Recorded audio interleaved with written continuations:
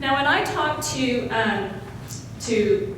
families, facilities, administrators, I use the symptom threshold graphic to kind of illustrate the relationship between medication and environment and a child's level of control. So what you see here is, if you look at this graphic, on the left is the inflammation that's going on in an asthma airway. Because they have asthma's developed, they are inflamed. But as long as they stay below that dotted red line indicates that they are now experiencing symptoms, the outward symptoms, the wheezing and the coughing. And this is when they say, I need my inhaler, okay? So in situation one, this situation here, they may have allergy exposure to, say, dust mites in the school classroom, and maybe the teachers, maybe they have a plug-in, all right? But as long as they stay below that red line, they're not having to go to the clinic to use their inhaler. Okay, they're inflamed, and they're medically fragile to some degree because they're so close to that symptom threshold. Okay, they're inflamed. But they're doing okay because they're not having outward symptoms. Now let's say situation two, that something comes in that I cannot control. In San Antonio, it's ragweed in the fall, mountain cedar in December and January, and oak in March and April. I can't control those things. If I could, I'd be worth a lot of money, but I cannot control those things. Mountain cedar is our big, big issue in Texas. It's called cedar fever, and everyone feels miserable. So let's say situation two is an inflow of outdoor pollens. So the outdoor pollens, in combination to the dust mite and the air freshener, has now pushed that child past their symptom threshold. Situation three, irritants. Let's say it's air quality, say outdoor air is bad. We're having an ozone alert, and there's ozone in the atmosphere. That pushes them past the symptom threshold. Or in situation four, they get a cold. Because they were so close to their symptom threshold, they have now passed it with that added trigger. Now, the thing about asthma is that it doesn't just happen, okay? A bad attack happens over days, and so you have early warning signs. And then those early warning signs are usually maybe that when you get that second exposure and you're starting to have those, as you're approaching your symptom threshold, maybe itchy eyes or scratchy throat, or you're clearing your throat, or you're doing this. Kids, everyone has their own little early warning sign. And we want to teach kids what their early warning signs are so they know, hey, what's going on here. So the early warning signs happen, and then if we don't intervene and do anything environmentally, get them away from those triggers, they're now having the late warning signs, which means they've reached their symptom threshold, they're needing their medication, and if we do nothing, it will continue on to an asthma episode. Okay? Now, also, that red line, if they're taking their controller med like they're supposed to, or they're not taking their, say a controller med's prescribed, or they've stopped taking the controller med, or they got better a month ago and so they stopped the controller med, what actually happens then is that they actually are more sensitive to a changing environment. So what's the strategy? The strategy is, from a school district perspective, what we try to do is situation 5. Let's reduce those allergens we have control of in the classroom. Let's reduce the dust mite exposure. Let's make sure that teachers don't have plugins. So that now that child is so below his symptom threshold, he's active, he's living a normal life, and even if he gets that cold, he's not going to have a bad exacerbation because he was so protected by the distance from his symptom threshold. Does that make sense? Okay. That's when I have facility guys go, oh, I get it now, because they're not healthcare people. Now, what we can also do as a school district with our understanding the need of the controller med is we can actually help push that red line up further by making sure the child is compliant on their controller med, and let's see what their technique is to make sure they're taking it correctly. Whether they take it at school or not, we can still play a role in that. You also have to look at asthma and allergy coexist. And this is some data from some different studies that were done. 38 to 58% of allergic rhinitis patients also have asthma, and 90% of children with asthma also have allergies. So it really goes hand in hand. And when you think about it, the nose and the lung are the same organ. So whatever's going on here is going on here. So if you have an asthmatic whose sinus cavity is constantly inflamed, his airway is inflamed as well. They go hand in hand. All right, like Richard said, we spend 90% of our day indoors, and these are just some published studies on the academic performance as well as some of the EPA and the AASA resources that are out there. Now this is our environmental component. And again, we're using the six key drivers and the 7 technical solutions. And this kind of shows what we've done from a facility standpoint within our school district. Again, we have the organize, which is using the resources I've talked about. The plan is we want asthma-friendly campuses. We do custodial training and cross-training, administrator awareness. The assess and evaluate. We look at PRN inhaler use to show that level of out of control. We also do walkthroughs. We look at attendance, and we have the work order system. And through the years, the things that we've done is we've implemented agreed upon district standards for what a healthy indoor environment looks like, tips to teachers, green cleaning program. We removed carpets in all of our classrooms. Back several years ago, we had a summer like we're having, kind of like now, we're getting tons of rain, and we had mold growing on all the carpeting. So the superintendent, we met as an executive staff, and they asked me, are carpets good? I said no, and they said, okay, we'll take them all out. It's nice to have that kind of influence. But yeah, so we don't have carpets anymore in our classrooms. We do anti-ironing of our buses, filter crew, outdoor air quality monitoring, and a custodial training program. And again, we communicate everything to our administrators and our stakeholders. Okay, they're different environments. They're a whole different, they're a different nut. They really are. And what you have to realize is they're vulnerable just because of the nature of the business they're in. Okay? First of all, they're the most populated per square foot building that we have. I mean, 4 times as many people in a classroom than you have in an office building. And they're all little people. You know, a lot of them are just little people. So they have little people things that happen. So we've got that. We don't have a ton of money. Okay, so we have limited budgets to spend on facility maintenance. When budgets are tight, non-teaching personnel are the first to go because we're in the business of teaching. So the teachers are pretty protected when it comes to budget cuts. So that's a challenge. Teachers like homey environments. So they bring things in that you're going, but, you know, why do you have all this? And they're trying to create this nice, relaxing, homey environment that's inviting to the children when actually they're full of asthma triggers. And for example, I grew up an asthmatic, and I've been asymptomatic since my early college years. And I started working for the school district, and one of the first things I did was I assessed the environments. So I walked every campus, every classroom, to observe what the triggers were going on. I was on prednisone twice my first year, okay? Just simply from the trigger exposure I was getting. We had teachers, I had one teacher that had 175 stuffed animals in her classroom.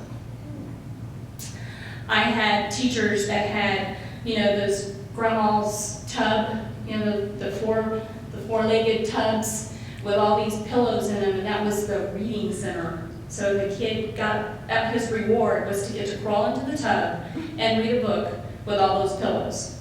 Okay, that's kind of the environment I was faced with.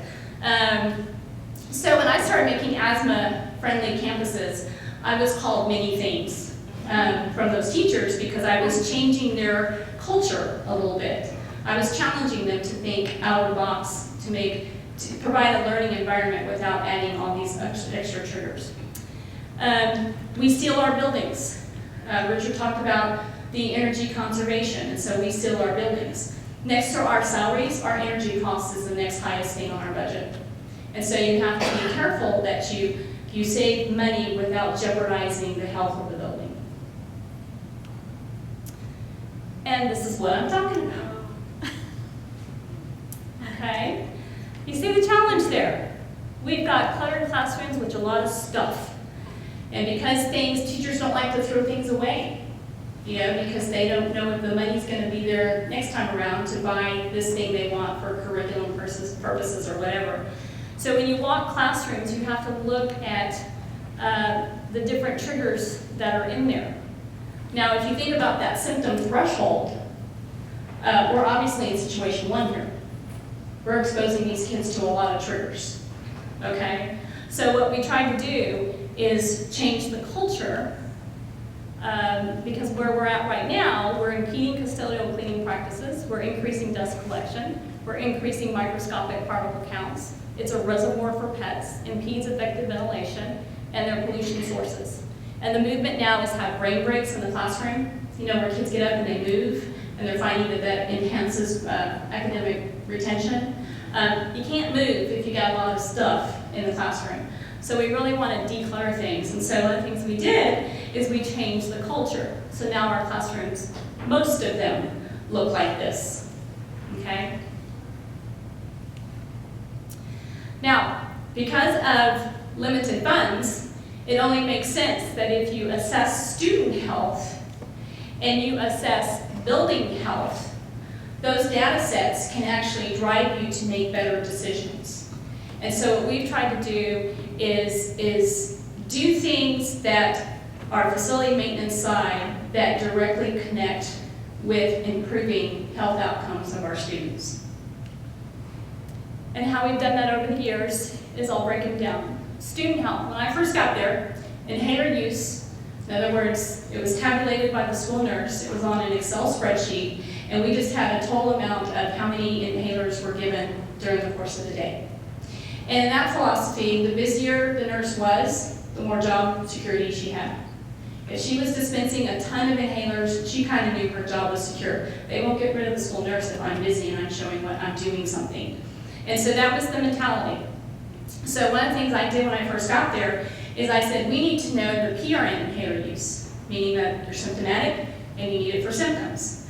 So we separated scheduled, which is what a doctor will order, say, before PE or recess, and we separated scheduled from PRN. That allowed me to look at the incidences of PRN inhaler use at a campus. We then rolled out Health Check, which now is our electronic software package, and now I can look at inhaler use in real time. So I can go in and get an aggregate data from a campus on what's going on at that campus, based on PRN inhaler use as well as IAQ symptoms. On the building health side, a work order would be initiated if they saw there was a problem. Well, we had an IAQ staff member, and he would occasionally get a work order, and so it wasn't well known to put in a work order. The asthma program really helped teachers and administrators understand the relationship between symptoms and the environment. So the work orders for indoor quality investigations increased just from that awareness piece. Over time, then our health check data, if I had an incidence of high PRN inhaler use, I could initiate an environmental assessment. And then finally, we created a software program with agreed upon district standards from all the foremen and a scoring system that we could do a walkthrough and actually grade that campus. So that's how we progressed over the years. Now this is the health check data I was talking about. What's nice about this, it gives us the ability to look at the diversity of our campuses. Camelot is it's a smaller school, it's a lower socioeconomic, it's a higher African American community, and it has a 15% asthma prevalence rate. Tuscany Heights is on the north side of the district, more affluent area, and it only has a 10% asthma prevalence rate. But I want you to look at the PRN inhaler use. Okay, Camelot, even though they have 576, 15% of that, so maybe 75, 80 kids with asthma, they had over 62 for the month of PRN inhaler use compared to Tuscany Heights with probably more asthmatics with only 23. So it kind of shows you maybe our lower socioeconomic community may not be on controller meds. You can also see the higher amount of scheduled, okay, because we know that some of the primary care physicians kind of use pre-medicating before PE as kind of like asthma management when it's not. So that's an issue with some of our physicians that aren't up on asthma management and the need. You shouldn't control asthma by just giving albuterol before exercise. Health check also allows us to drill down by classroom. So I can go to a particular campus and I can drill down and I can see the location of where this child's symptoms occurred. So you can kind of see where I went and visited a couple of classrooms. Can you tell?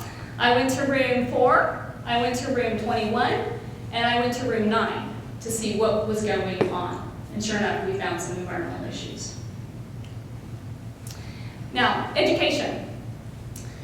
Factors contributing to poor asthma control, you can kind of see from the different studies of the effects that cause asthma control not to happen. Of course, the first five or six is something that we have control over. We can help this situation. And so we've done that through our education outreach. So we want our students to understand what asthma is. They're going to have this disease. If they're already in school, if they're school-age children, and they have asthma, they're going to have this disease the rest of their life. So they need to understand how to manage the disease. Parents have got to understand the asthma control expectations, the triggers, the importance of the medications, the actions of the medications. Physicians have got to be kept in the loop so they can assess that student if that student is becoming out of control of their asthma. And then the schools have these kids for 8 to 10 hours a day. We've got to provide asthma-friendly environments as well as support them in their endeavor to maintain asthma control. And it's all about community engagement. So some of the things we've done, and I included these in here because y'all are an asthma coalition. And so you're going to get out there in the community and really you're trying to raise awareness. You're trying to help people understand the role of asthma, the impact of asthma to your society. And so I've included some of the things that we've done as far as our engagement. This is our asthma blowout model. We would do this after school. This was for parents and students of those with asthma. So what did we really do? Well, what we did is they were reaching their symptom threshold because of all the allergens and everything. We utilized the 6 key driver, the 6 technical solutions that increased their exposure, which increased their inflammation, which set them below their symptom threshold, so now they weren't needing their parent inhaler use. Return on investment. Okay? School districts, money's tight. So they got to show that what they're doing gets bang for their buck. The cost of the investment is basically me, my salary. But the gains, I'm going to share some of the gains that we've encountered. First of all, gains in attendance. Okay? The blue line is where we started when I started the program, and you have the next 5 years. And where do you see the biggest gains? During cold and flu season. Again, supporting that symptom threshold, situation 5, of get them so below their symptom threshold that even if they get the cold or the flu, they're not as sick and not as out as long. We also have a gain by our emergency nebulizer protocol.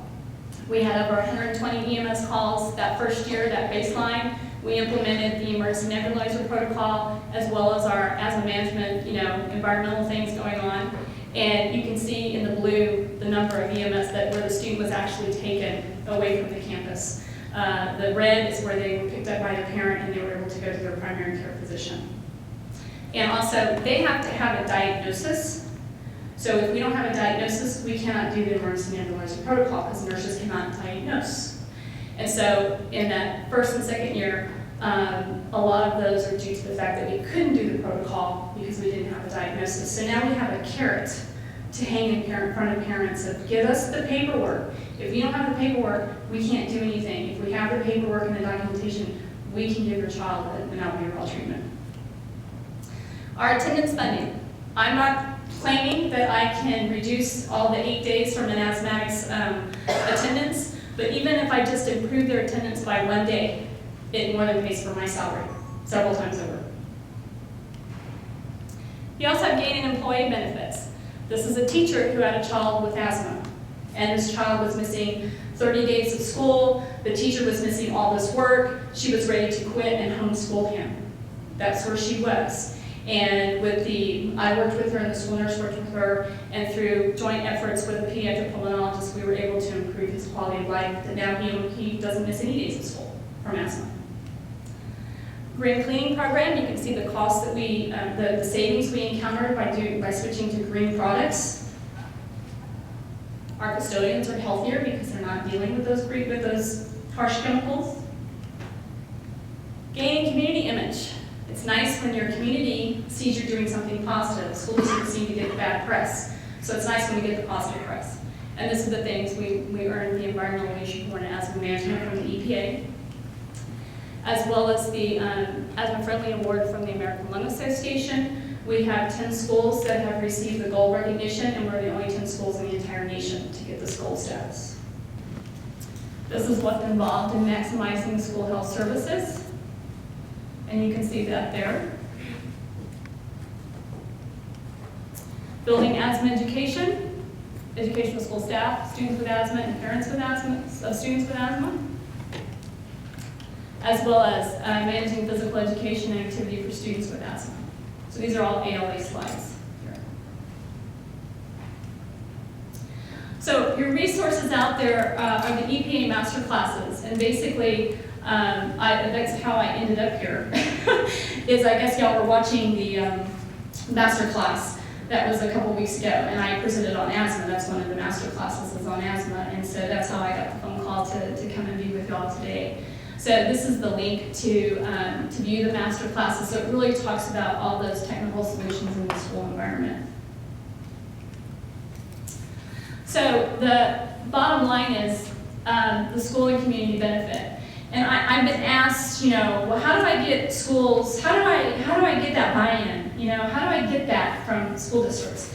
Well, you have to find what's relevant to them, depending on who you're talking to. And so when you look at this, school and parents become partners in their child's asthma management, which helps to achieve academic goals. Principals love to hear that the child is achieving their academic goal. State revenue increases. Okay, the superintendent likes to hear that. Higher attendance rate means increased student engagement. Student engagement means they don't drop out. Again, superintendent likes to hear that. School nurse success in disease management is realized by fewer visits, maximizing classroom time. Your teachers like to hear that. Build relationships with healthcare community members. Your hospitals, your pediatric pulmonologists, your allergists, your coalitions, they will be partners with you. Okay, they will be partners with you if you all have the same goal. And community at large sees the school district embracing a good business model with positive return on investment. You're helping kids, you're maximizing learning, and increasing school revenue resources without increasing the cost from the taxpayers. They love that. That's your community, your taxpayer loves that. So your action item, find your champions that will achieve benefits that are most relevant to them. That's how you get into the school system. So in closing, create an environment conducive to learning of all students. Healthy children learn better and they come to school.